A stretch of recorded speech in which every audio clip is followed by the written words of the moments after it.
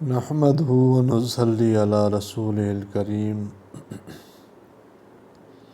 اما بعد فاعوذ باللہ من الشیطان الرجیم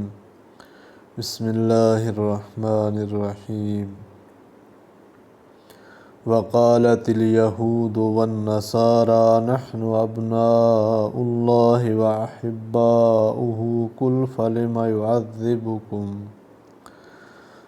فلم يعذبكم بذنوبكم بل أنتم بشر ممن خلق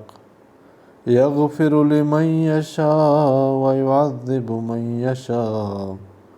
ولله ملك السماوات والأرض وما بينهما وإليه المصير۔ وقالت الیہود، اور کہتے ہیں یہود، والنصارى اور نصارہ،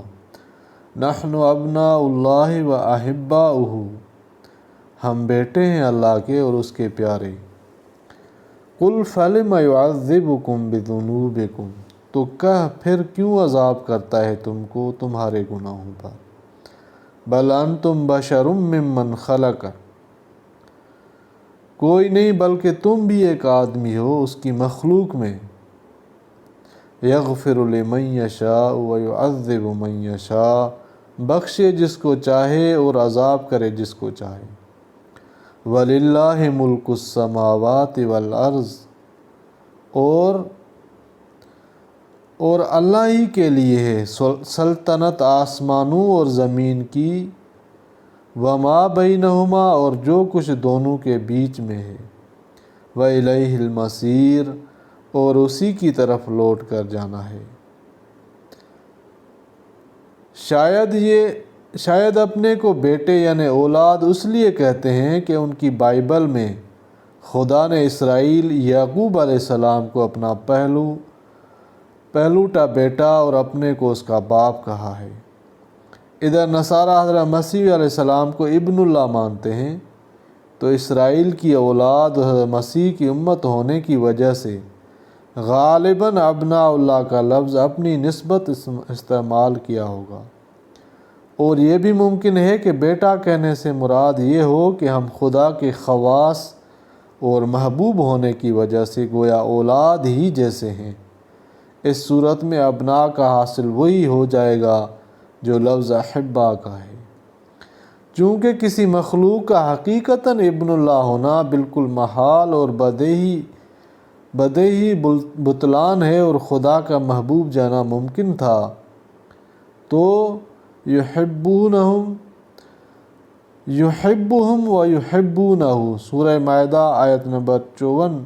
میں اس لیے اس جملے میں اول محبوبیت پیارے ہونے کے دعویٰ کا رد کیا گیا، یعنی جو قوم اعلانیہ بغاوتوں اور شدید ترین گناہوں کی بدولت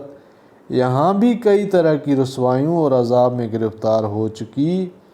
اور آخرت میں حبس دوام کی سزا کا عقلاً و نقلاً استحقاق رکھتی ہے، کیا ایسی باغی و عاصی قوم کی نسبت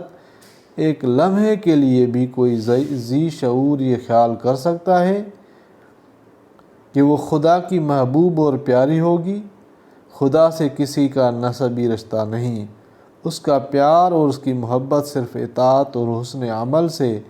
حاصل ہو سکتی ہے۔ ایسے کٹر مجرموں کو جو سخت سزا کے مستحق اور مورد بن چکے ہوں، شرمانا چاہیے کہ وہ نحن ابناء اللہ و احباؤہ کا دعویٰ کریں۔ نوح علیہ السلام کے بیٹے کو باوجود ان کا صلبی بیٹا تھا خدا نے فرمایا، انہ لیس من اہلک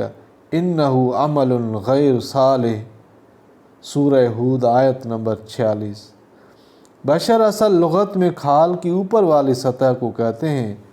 تھوڑی سی مناسبت سے آدمی کو بشر کہنے لگے،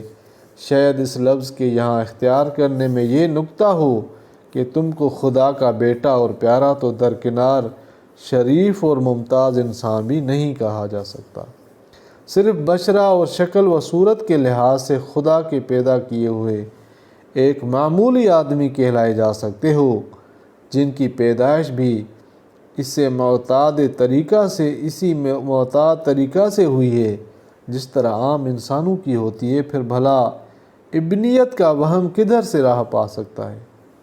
کیوں کر وہی جانتا ہے کہ کون بخشنے کے لائق ہے اور کسے سزا دی جائے، تو جسے وہ اپنی رحمت اور حکمت سے معاف کرنا چاہے یا عدل و انصاف سے سزا دینا چاہے،